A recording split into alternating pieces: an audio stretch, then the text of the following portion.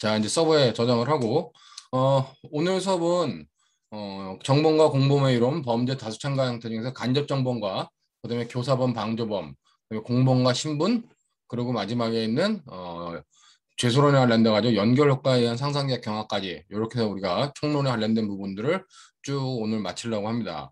뭐, 크게 어려운 부분은 없을 거예요. 우리가 간접정범은 그동안에 본 시험에는 한 번도 안 나왔지만, 최근 들어, 그, 모의 시험에 자꾸 이제 간접 정보에 관련된 내용들이 언급되고 있기 때문에 한번 주의 있게 봐야 되고, 교사범과 방조범은 나올 건 다 나온 것 같은데, 중요한 게 방조범과 관련된 중요한 판례가 지난달에 나왔죠.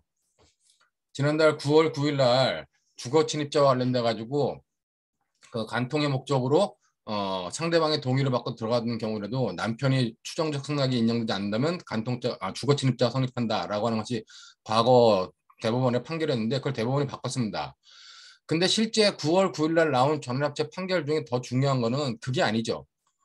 뭐 그건 이미 바뀔 게 예상되고 있었어요. 근데 방조범에 관련돼 가지고 방조범에도 인과관계가 필요하냐 했을 때 여태까지 대법원 판례가 없었습니다. 근데 이제 대법원이 이번에 아예 명시적으로 방조범에도 방조 행위와 정범의 행위 사이에 인과관계가 필요하다. 그리고 인과관계가 필요할 때 그 인과관계는 정범의 어떤 범행을 갖다가 강화시켜주는 정도의 인과관계가 필요하다 그래가지고 대법원이 전원합체 판결로 2021년 9월 9일 날 그러한 결정을 냈습니다. 그거는 우리가 지금도 한 번도 본 시험에 안 나왔던 부분이고 모의 시험에 한 두 번 정도 나왔었는데 굉장히 강력하게 내년 시험이나 아니면 차후 년 시험에 나올 만한 요소이기 때문에 그런 부분에 관련된 내용까지도 이따가 최신 판례 내용 등을 설명하겠습니다. 자, 그러게 오늘은 뭐 그런 정도 간접정범, 교사범, 방조범 이렇게 보고 공범과 신분에 관련된 부분들도 뭐 자주 나오는 부분이니까 그런 부분을 중심으로 살펴보도록 하겠습니다. 자, 우리가 이제 이거 보이죠? 예, 예.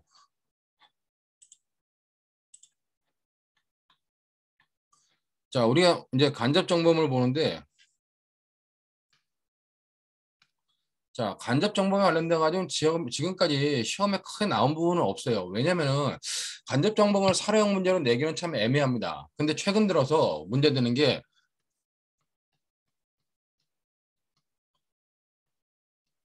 간접정범 관련돼 가지고 이 간접정범과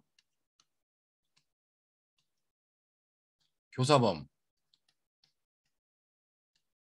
이 간접정범과 교사범을 어떻게 구별할 것이냐. 그다음에 교사범과 방조범이 있었다면 교사범과 방조범을 어떻게 구별할 것이냐 하는 건데, 이 여러 명의 범죄 참가 형태 중에서 공동정범은 기능적 행위 지배가 인정되면 공동정범이라 하는데, 이 간접정범 교사범 같은 경우는 성립 범위가 겹치는 부분이 있어요. 그리고 간접정범 출생의 비밀이죠.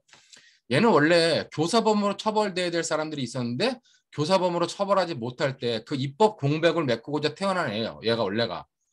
근데 지금에 쓰는 간접정범을 정범으로 보니까 그렇게 입법 과정과 현재의 어떤 해석 관계에 있어 차이가 생기기 때문에 차이가 있는 부분에 관련된 문제 내놓고 구별을 해봐라 하는 문제들이 모의고사에 최근 나오기 시작합니다.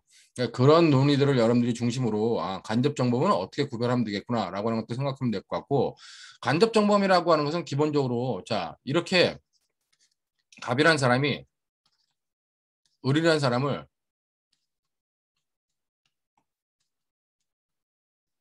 교사 방조에서 어떤 결과를 발생시키면 교사 방조에서 어떤 결과를 발생시키면 그 결과에 대해서 이 갑이라는 사람을 교사나 방조의 행위로 처벌하겠다. 이것이 34조 1항의 얘기예요.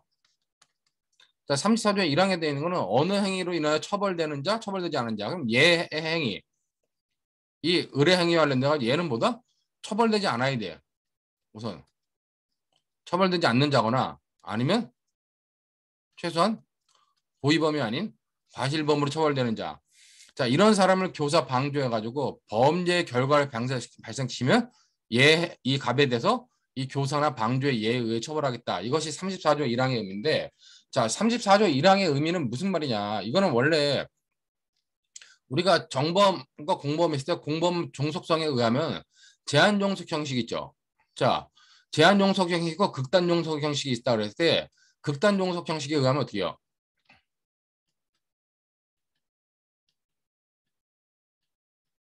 극단 종속 형식에 의하면 정범의 행위가 최소한 구성요건에 해당하고 위법하고 유책해야 된다는 겁니다. 자, 근데 만약에 형사 미성년자 어떤 행위로 인해 형사 미성년자를 갖다가 처벌한다. 형사 미성년자 범죄를 이용한다. 그러면 형사 미성년자 여기서 이제 말은 들어가지고 갑이 우리한테 어떤 범죄를 시켰는데 얘가 형사 미성년자야. 형사 미성년자는 얘는 책임이 인정되지 않잖아요. 즉 이거는 인정되고 이것도 인정되지만 이것이 인정되지 않습니다. 그렇다면 이 갑은 뭐다? 갑은 얘한테 범죄를 교사했지만 얘가 처벌되지 않는 행위 때문에 얘는 처벌되지 못한다는 겁니다. 자, 이 극단 종속 형식에 의할 때 이 형사 미성년자를 이용한 행위를 이 극단 종속 형식에 의하면 갑은 교사범이 안 되는 거예요. 왜? 얘가 형사 미성년자 때문에 책임이 없기 때문에. 자, 그렇기 때문에 이거 갑은 나쁜 놈인데 얘를 처벌하지 못하는 이것의 입법적 문제를 해결하려고 나온 것이 바로 간접정범이라는 겁니다. 자, 그렇다면 이 간접정범은 교사범으로 처벌 못해 얘를? 그러면 간접정범이라는 형태로 처벌하자게 만들어 놓은 거예요. 이것이 간접정범이 탄생된 입법사항이고 입법의 배경이고 이걸 갖다 그대로 법조문을 한 게 뭐다? 이걸 그대로 우리나라에서 법조문 한 게 53년 만들 때 이 34조 1항의 얘기를 하는 겁니다. 자, 그래서 이때 뭐냐? 이때 처벌되지 않는 자, 즉 형사 미성년자로 처벌되지 않는 자를 교사 방조해가지고 결과를 발생시켰다면 교사범 방조범은 극단 종속 형식에 의할 때는 교사 방조범이 안 되겠지만 교사 방조로 처벌하겠다 해가지고 34조 1항을 만들어 놓은 거예요. 근데 이거는 이제 그럼 이 당시에 얘는 간접정범은 뭐겠어요? 얘는 공범이라는 얘기입니다. 근데 지금은 뭐요? 지금 우리는 간접정범을 당연히 33조에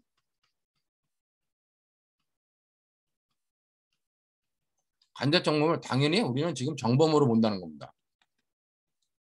자, 정범으로 보기 때문에 이와 관련돼 가지고 결국 어느 행위로 처벌되지 않는 자 아니면 과실범으로 처벌되는 사람을 교사 방조한다 했을 때 이 교사 방조의 의미는 교사범 방조범에서의 교사 방조가 아니라 이거는 뭐다?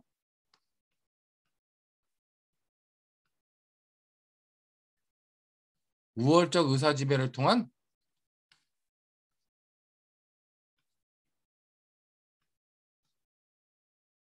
이용하여라는 의미로 사용하는 것이 지금에 있어서의 해석 방법이라는 겁니다. 자, 그러므로 지금 형법에 있어서 간접 정범은 당연히 정범이다. 이 정범으로 해석을 하고 있고 그렇게 정범을 해석할 때 이 피이용자는 처벌되지 않거나 과실범으로 처벌되게 되고 교사 방조라는 의미는 우월적 의사지배를 통한 이용하여라는 의미로 사용되고 있다. 그런 의미로 여러분들이 이해를 해두면 됩니다. 자, 그러면 중요한 건 이제 간접정범에서 핵심적인 사항은 뭐냐? 간접정범에서 핵심적인 사항은 이 피이용자가 처벌되지 않는 사람이어야 돼요. 자, 그럼 처벌되지 않는 자의 유형을 쭉 보면 어떻게 냐? 처벌되지 않는 자의 유형을 보면 자, 구성요건 해당성이 아예 없는 경우죠. 자, 구성요건 해당성이 없는 경우는 뭐 관련돼 가지고 객관적 구성요건이 인정되지 않는 자 아니면 객관적 구성요건은 인정되지만 고의가 없는 사람 아니면 고의는 있는데 목적이라든가 아니면 뭐 신분이 없는 경우. 자, 이런 경우는 좀 더 그러니까 객관적 구성 요건 요소든 주관적 구성 요건 요소든 무엇인가 하나 탈락돼 가지고 구성 요건이 인정되지 않는 사람, 이런 사람을 이용하는 거예요. 객관적 구성 요건이 인정되지 않는 자 같은 경우는 대표적으로 보면 우리가 뭐 상해죄 같은 경우는 자신의 상해, 자신의 신체에 대한 상해, 자상은 처벌하지 않죠. 그럼 그런 사람을 이용한다거나 아니면 고의가 없다. 관련돼 가지고 뭐 간호사한테 뭐 정을 모르는 간호사를 이용해 가지고 뭐 독약을 주사기가 주겠다. 간호사는 살인의 고의가 없기 때문에 그런 사람을 이용하는 경우 아니면 고의가 있는데 고의는 있지만은 목적이라든가 신분이 없는 경우를 이용하는 경우 이제 이것이 문제되는데 우리가 일반적으로 자 고의가 있다 그러면 그림을 잘 그린 사람이 있어요. 그러니까 그 사람한테 야, 네 그림 실력을 자랑해봐. 그러면 이 5만 원짜리 화폐를 똑같이 그려내면 네가 그림을 잘 그린다는 걸 내가 인정해줄게. 그래서 걔한테 5만 원짜리 5만 원짜리 화폐를 갖다가 위조시켰다. 그럼 걔는 위조한다는 고의는 있는데 자기는 어떤 자랑을 하려고 그 위조를 한 것이지 어떤 행사의 목적이 없기 때문에 그런 경우는 화폐 통화위조죄 정범이 되지 않는다는 겁니다. 처벌되지 않는다는 거죠. 그러니까 이런 사람들을 이용하는데 문제는 이런 경우에 과연 자, 이 경우에 있어서 문제가 되는 게 뭐냐? 행위자가 고의가 있는데 과연 이 고의가 있는 사람을 갖다가 이 우월적 의사지배를 통해 가지고 이용할 수 있겠냐는 겁니다. 그렇기 때문에 이런 사람이 간접정범의 피이용자로 인정될 수 있겠냐고 하는데 가지고 이것을 얘네들은 우월적 의사지배를 할 수 없기 때문에 간접정범이 성립하지 않는다 하는 부정설 성립한다 하는 긍정설 뭐 판례 입장은 기본적으로 긍정설의 입장이다 이렇게 보면 돼요. 그럼 긍정설과 부정설 차이점은 뭐냐? 이 부정설은 결국 고의가 있는 사람을 우월적으로 의사지배할 수 없다라고 하는 것이 놓은 거고 긍정설은 뭐요? 긍정설은 여기서 우월적 의사지배를 할 때 의사지배는 이거는 사실적 의사지배가 아니라 사회적 규범적 의사지배를 말하는 것이다. 자, 그렇기 때문에 고의가 있다고 그래가지고는 사실적으로 의사지배할 수 없지만 사후적으로 평가했을 때 사회적으로나 규범적으로 의사지배가 가능하다고 판단하기 때문에 이런 경우도 피이용자의 범위에 포함될 수 있다. 이렇게 보는 것이 지금 현재 있어서 다수설적 입장이다. 그런 의미로 여러분들이 받아들이면 될 것 같습니다. 자, 그 다음에 관련돼 가지고 이제 뭐 구성요건에 해당하지만 위법성이 조각되는 경우, 즉 정당방위나 긴급피난, 자구행위, 그다음에 정당행위에 해당하는 사람들이 이용하는 경우죠. 자, 그다음에 이제 구성요건에 해당하고 위법하지만 책임이 없는 사람을 이용하는 경우. 대표적인 이런 경우가 뭐 13세 미만자를 이용하는 경우. 자, 13세 미만자를 이용하는 경우나 아니면 위법성의 착오에 빠진 사람을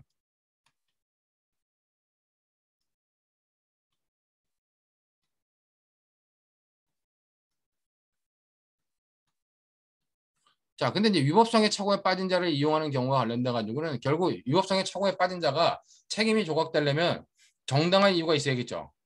그렇다면 정당한 이유가 있는 위법성의 착오에 빠진 경우를 이용하는 경우. 역시 유전책 같은 경우는 똑같아요. 유전책에 빠진 자다. 그럼 엄격 책임서를 의할 때 정당한 이유가 있는 사람들.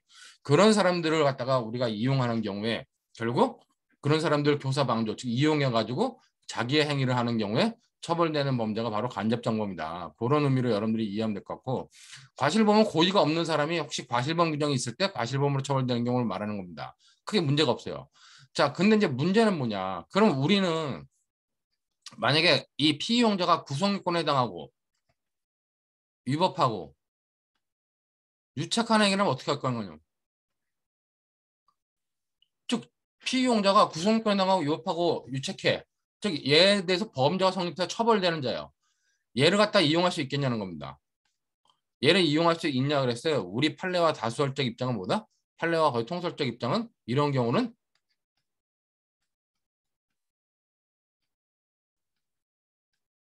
간접정범의 피이용자가 될 수 없다는 거죠. 자, 우리가 인정하는 간접정범의 피이용자는 법조문 자체에서 처벌되지 않는 자라고 한정했기 때문에 어떤 경우든지 구성권이 없거나 아니면 위법성이 없거나 책임이 없는 경우만 하지 이렇게 다 있는 경우는 해결할 수 없다는 겁니다. 자, 이 문제와 관련돼 가지고 이제 전 장관이었던 박상기 교수님이 주장하시는 게 뭐냐? 이 정범 배후의 정범 이론이라 그래 가지고 자, 이런 경우에 나오는 것이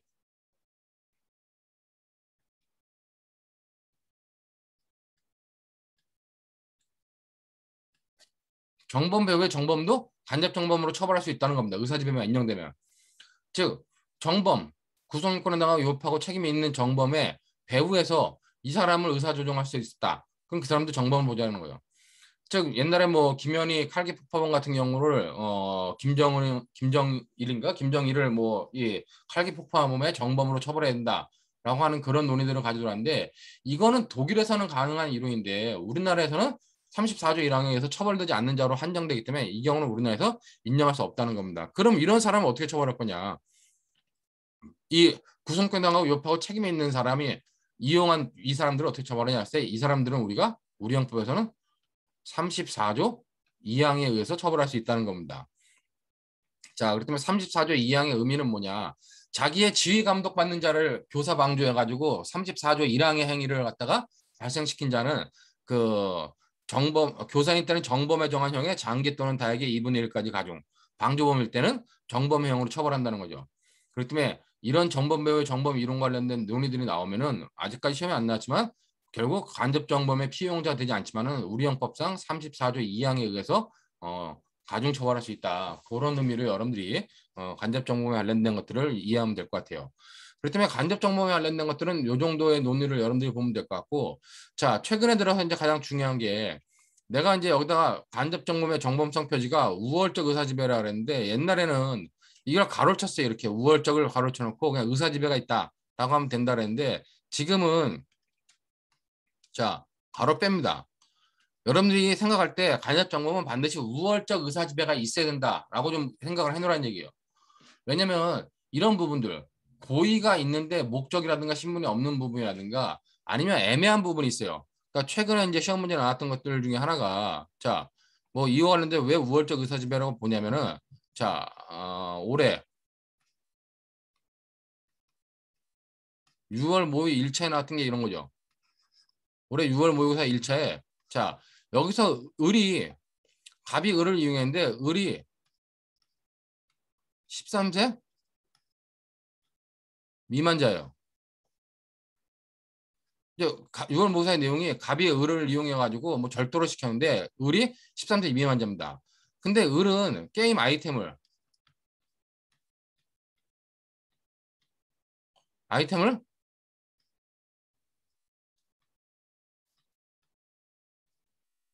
사고 팔 수 있는 능력이 있어요. 자, 이 정도의 능력을 가지고 있다. 13세 미만자지만 이런 정도의 능력을 가지고 있다. 그랬을 때 갑이 을한테 교사 방조해가지고 한 경우에 얘를 이용해가지고 범죄를 한 경우에 과연 간접 정범이 성립할 수 있겠냐는 겁니다. 자, 이 을한테 간접 정범을 인정할 수 있겠느냐? 근데 이제 최근에 견해들이 이런 경우에 간접 정범 성립하지 않는다는 게 좀 다수결적 입장입니다. 그러니까 무슨 말이냐 이게 최소한 갑한테 갑이 을에 대해서 간접 정범이 성립하려면 이걸 성립하지 않는다는 것이고 성립하려면 최소한 뭐다? 이 을이라는 사람이 최소한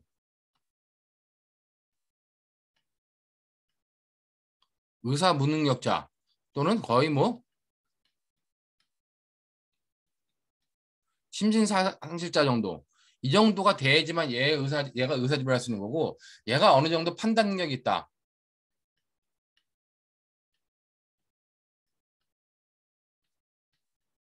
판단 능력이 있을 때는 이 판단 능력이 있는 사람에 대해서는 우월적 의사지배를 인정할 수 없다라고 하는 것이 이제 최근에 관련된 뭐 논의들이기 때문에 이런 논의로 여러분들이 판단하면서 간접 정범에 관련된 내용들은 이렇게 정리해두면 될 것 같습니다. 자, 이게 무슨 말인지 이해되겠죠?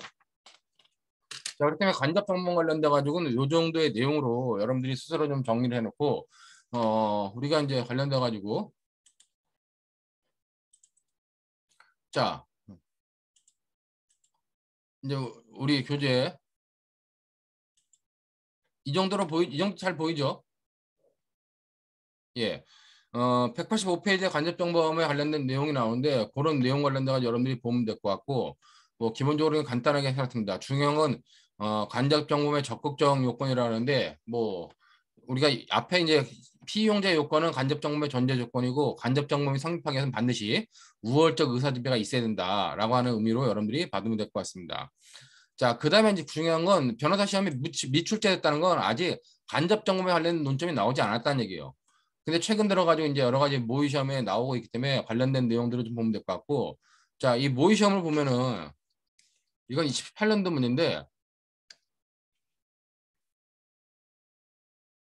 자, 28년도 문제 전에 올해 말했던 게 21년 모의 시험 1차에 제 1문에 좀 전에 말했던 그런 내용이 있어요.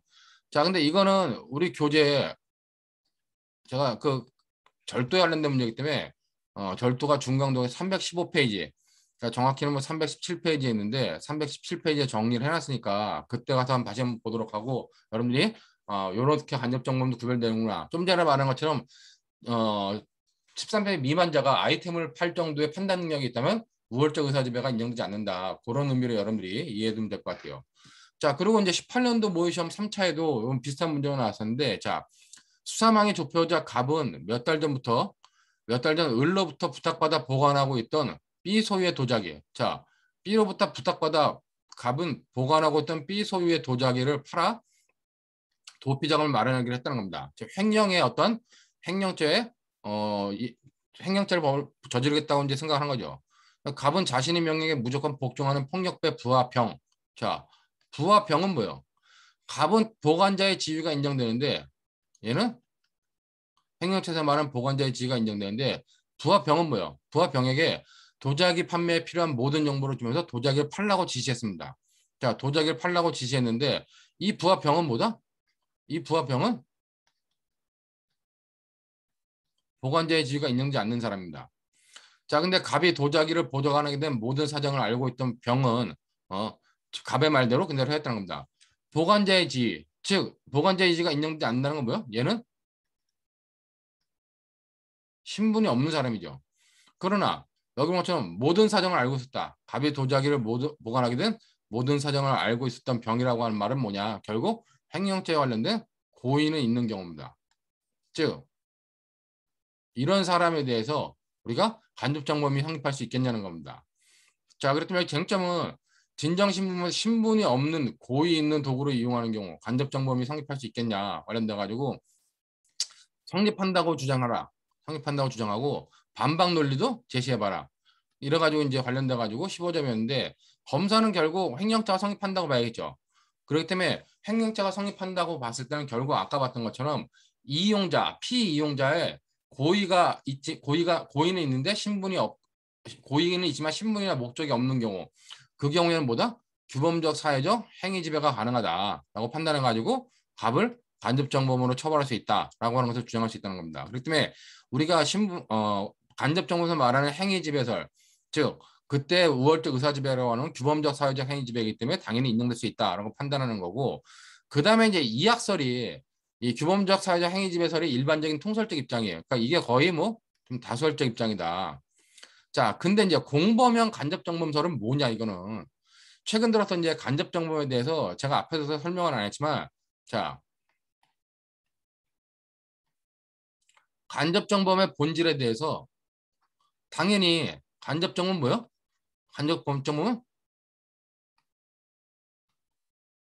정범입니다. 이게 거의 뭐 통설적 입장이에요. 통설과 판례 입장이다. 근데 이 간접정범의 본질에 대해서 간접정범을 공범이다 보는 견해가 있어요. 또 이거는 공범형 간접정범이다.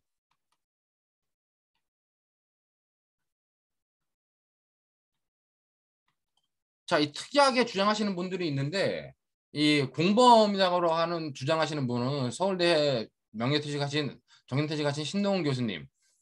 그 다음에 신동훈 교수님의 제자였던 저기 제주대학교 법전에 이창섭 교수가 있습니다. 그 다음에 저기 어디야 전북대학의 김태명 교수님. 뭐 이런 분들이 공범설을 주장을 해요. 근데 이 공범설을 주장하는 건 뭐냐? 이 공범설은 우리가 간접정범에 아까 말했던 입법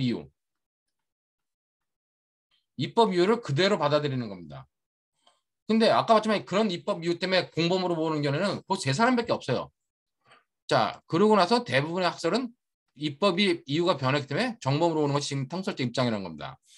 자, 근데 이 공범형 간접정범설은 뭐냐? 이거는 한양대학에서 정년퇴직하신 오영건 교수님이 주장하시는 견해인데 이 공범형 간접정범은 뭐냐면 기본적으로 간접정범은 정범이다라고 하는 전제를 해요. 근데 공범형 간접정범은 얘는 원칙이 뭐다? 얘는 본질은 정범이라는 얘기예요. 그러니까 정범사에 말하는 정범인데 우리가 정범사에 말하는 정범이 되려면 피이용자가 처벌되지 않는 자라거나 아니면 과실되는 범으로 처벌되는 자의 요건과 그다음에 우월적 의사지배가 필요하다 그렇죠. 근데 이 공범형 간접정범에서는 처벌되지 않는 자라고 하는 아니면 과실범으로 처벌되는 자라고 하는 그 요건만 필요하고 우월적 의사지배,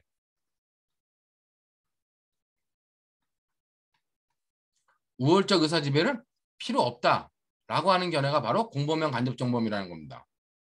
자, 그렇기 때문에 공범형 간접정범에 의하면은 자, 간접정범을 공범형 간접정범을 이해하기 때문에 피이용자의 도구성을 부인하고 따라서 이용자에게 자, 이용자에게 뭐요? 이용자에게 의사지배가 없다 하더라도 형법 34조의 형식적 요건 충족하면 간접정범이 인정된다고 하는 게 아닙니다. 여기서 말하는 형식적 요건은 뭐예요?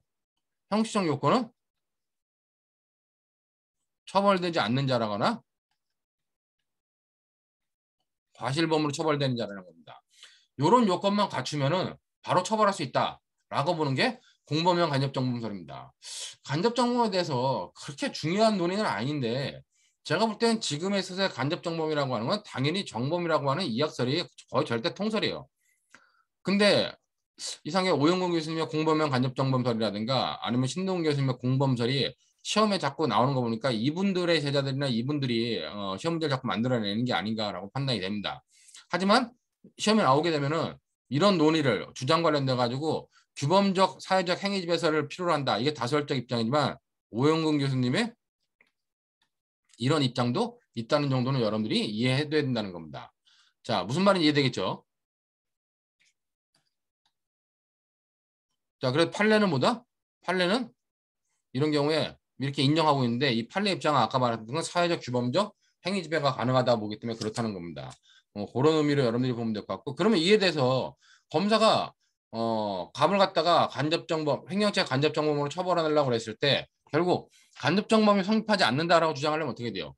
자, 관련돼 가지고 여기 보면 이제 아까 봤던 것처럼 교사범이 성립한다고 하는 주장은 뭡니까?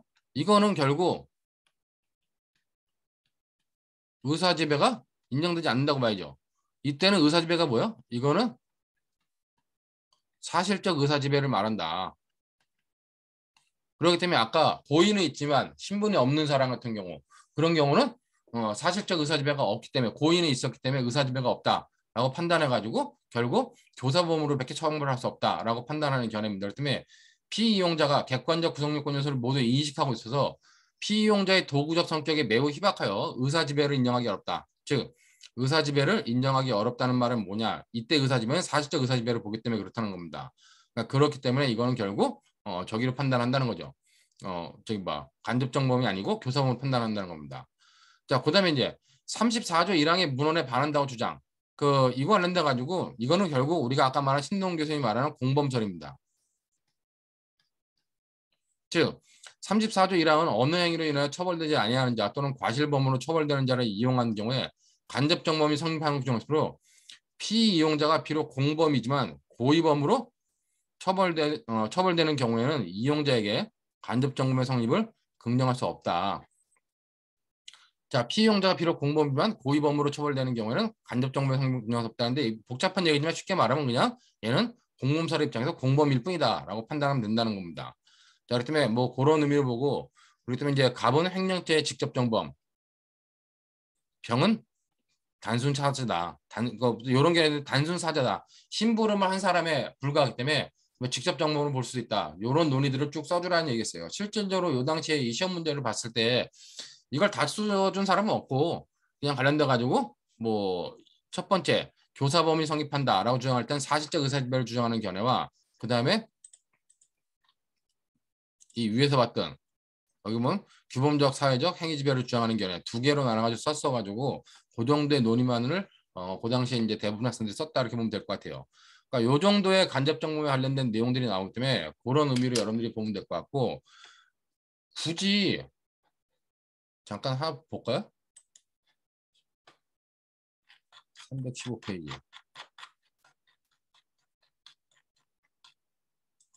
아이고 넘어갔다.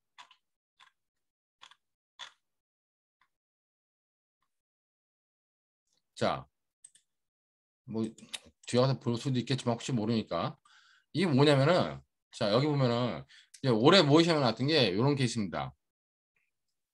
자, 갑은 A가 고가의 현금 가방을 현금을 안방에 보관했다는 정보를 알고 을에게 시켰어요. 자, 갑이 어떻게 해요? 을한테 을에게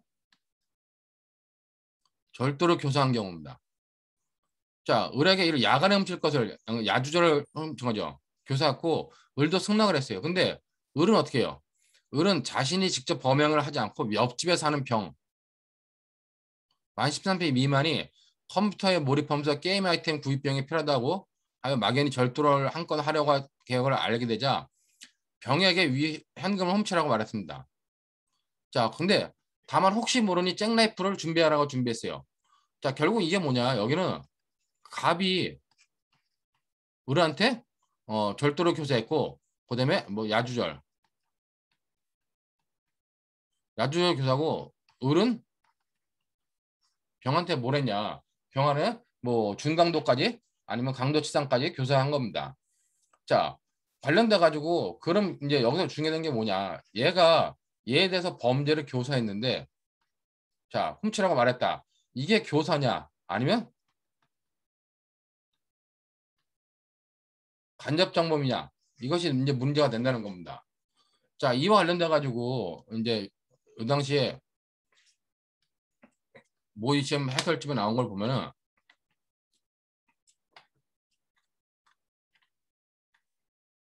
자, 얘 의뢰 행위가 물론 좀 이따 보겠지만 의뢰 행위 갑이 을한테 교사하고 을이 병한테 교사한 행위가 연쇄 교사냐 간접 교사냐 관련돼 가지고 저거는 연쇄 교사죠.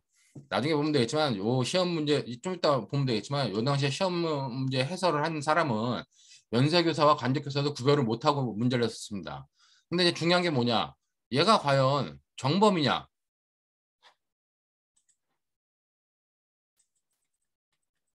의뢰 측하는데 얘가 교사범이냐 간접정범이냐 하는데 논하기 위해서 먼저 자 교사범인지 종범인지 문제를 삼아요. 근데 그건 왜 그러냐? 막연히 범죄를 하고 절도를 해야겠다라고 하고 있던 사람한테 구체적인 행위로 교사한 거 그게 종범이냐 교사범이냐 당연히 교사범이죠. 그렇기 때문에 관련돼 가지고 어, 경은 특정되지 않은 막연한 범죄 계획을 가진 자였기 때문에 그런 사람한테 특정 범죄 행위를 하도록 교사할 수 있기 때문에 교사범이라는 겁니다. 종범이 아니라 교사범이다. 그러면 교사범이냐 간접정범이냐 논해야 되는데 이와 관련돼 가지고 자 우리가 간접정범설은 뭐예요? 공범 종속 정도에 있어서 극단적 종속 형식을 따른다면 어떻게 해요? 극단적 종속 형식을 따르면 정범의 행위가 구속요건에 해당하고 위법하고 책임이 있어야 된다는 겁니다. 자, 근데 책임 무능력자를 이용한 경우에 간접정범의 성립만이 문제되고 공범 성립 가능성은 부정된다. 보는 게 간접정범의 개념이 간접정범설입니다. 근데 이거는 극단 종속 형식을 따르기 때문에 이거는 거의 의미가 없다는 거예요.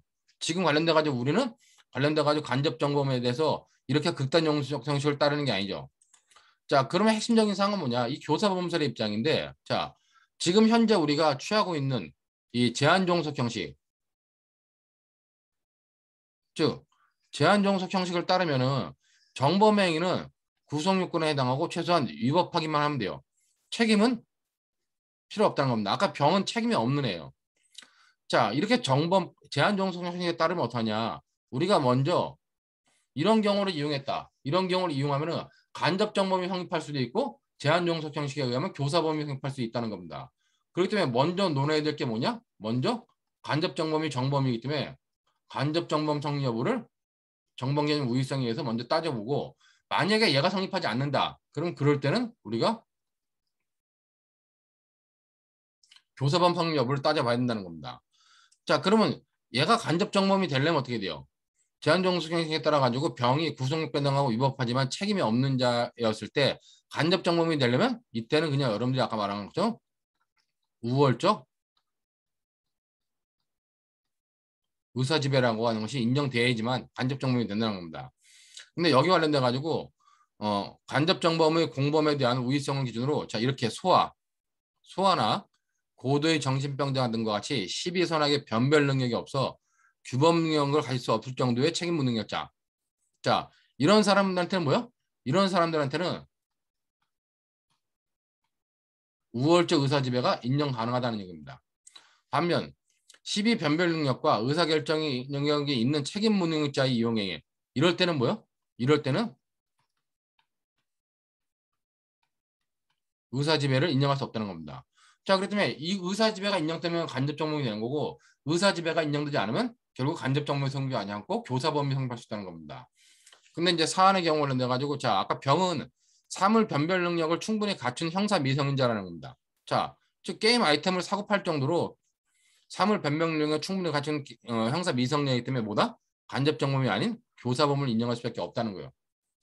요런 논의로 이제 이번에 시험에 나오면서 교사범과 간접정범의 구별 개념에 대해서 이제 모의 시험에 이 정도로 나올 정도니까 간접정범에 대해서는 여러분들이 요 정도의 내용까지도 좀 이해를 해두셔야겠다라고 판단이 된다는 겁니다. 무슨 말인지 이해되겠죠? 자, 요거는 나중에 볼 때 또 한번 보도록 하고 뭐 이런 정도의 내용이 있었다 보면 될 것 같습니다.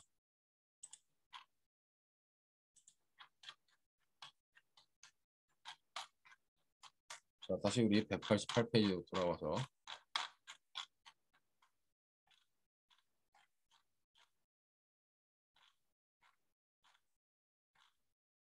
자, 그러면 이제 우리가 교사범을 봐야 되는데 잠시 중지를 하고